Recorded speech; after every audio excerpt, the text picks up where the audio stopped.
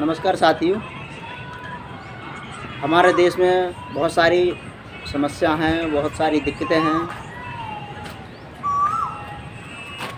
उन सब समस्याओं की वजह से हमारा जो देश है वो आर्थिक उन्नति नहीं कर पा रहा है।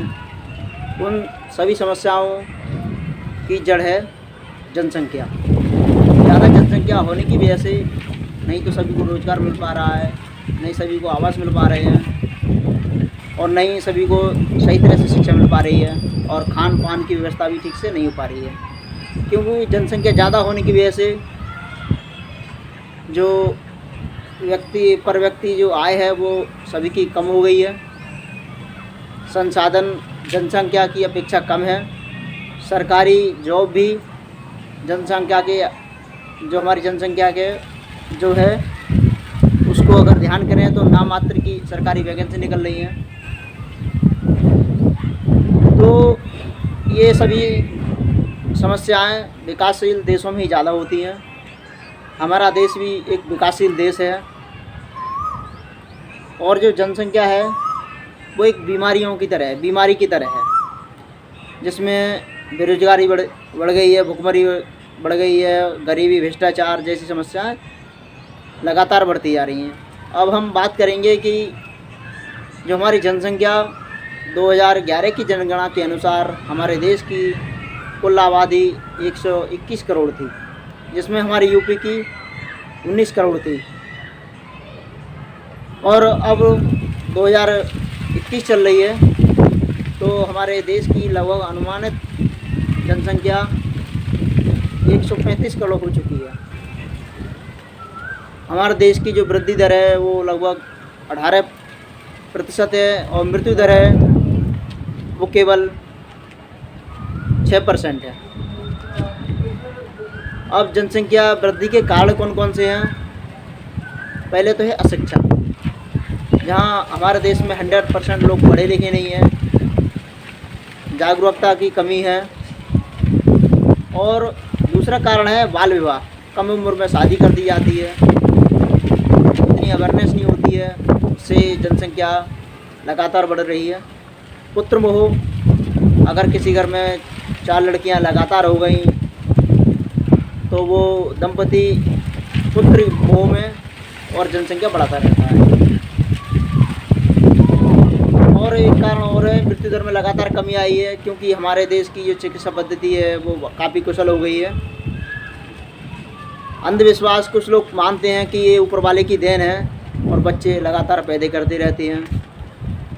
और निर्धनता, इसमें मुख्य वजह है, सोचते हैं अगर हमारे 4 लड़के हो जाएंगे, अगर 500 रुपये कमा के लाएंगे तो 1000 रुपये दिन की रोज़ की आमदनी होगी। इसमें जनसंख्या वृद्धि में गरीबी भी महत्वपूर्ण है और मनोरंजन के साधन भी नहीं है। लोग ज़्यादातर समय घर में बिताते हैं और बच्चे पैदा करते रहते हैं।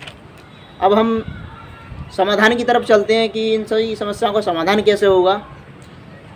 समाधान जब होगा, हम सभी अवेयरनेस प्रोग्राम करेंगे और लोग सेल्फ जागरूक होंगे।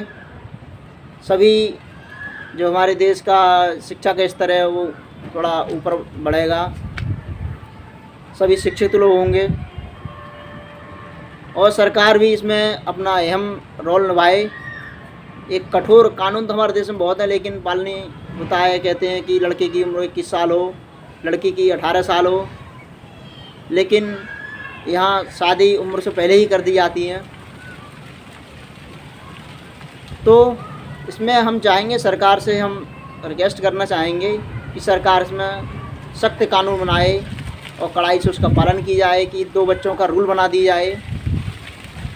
अगर 2 बच्चे से कोई ज़्यादा पैदा करता है तो उसे सरकारी जॉब ना दी जाए। और सरकारी जो योजना है, जैसे आवास है, राशन हुआ आपका, और कई जो योजना है उनका लाभ ना दिया जाए। तो हम ये चाहेंगे कि सभी देश के जो युवा हैं वो आगे आएँ और इसमें अपना अहम योगदान दें, जिससे हमारे देश की जो जनसंख्या है वो कंट्रोल हो। चीन हमारे देश से आगे चल रहा है। पहले नंबर पे हमारा देश, दूसरे नंबर पे जनसंख्या है के मामले में। तो उसने तो अपनी कंट्रोल करने के लिए तरह तरह की योजना बना दी हैं।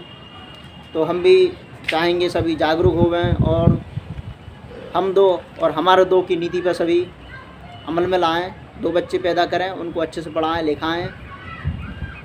मैं अपनी बात को यहीं विराम देता हूं। नमस्कार सर। नमस्कार सर।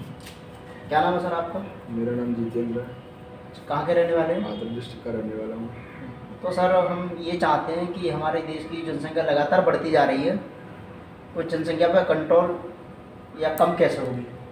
जनसंख्या एक चीज़ से कम हो सकती है, बस बंदा ये सोच ले हम दो और हमारे दो। हाँ, तो सर का कहना ये है कि जनसंख्या कंट्रोल करने के लिए हम दो और हमारे दो की नीति पर काम किया है, तो जनसंख्या कंट्रोल होगी।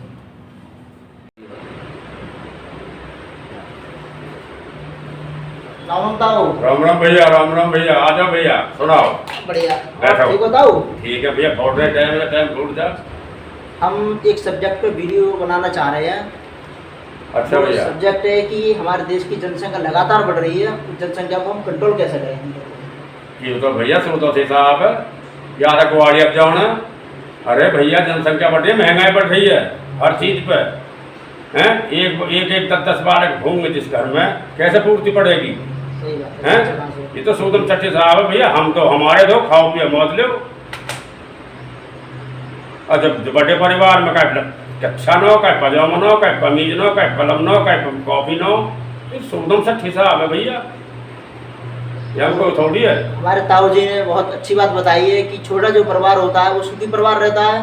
इसलिए हम दो और हमारे दो की नीति पर काम किया जाए, कम से कम बच्चे पैदा करें।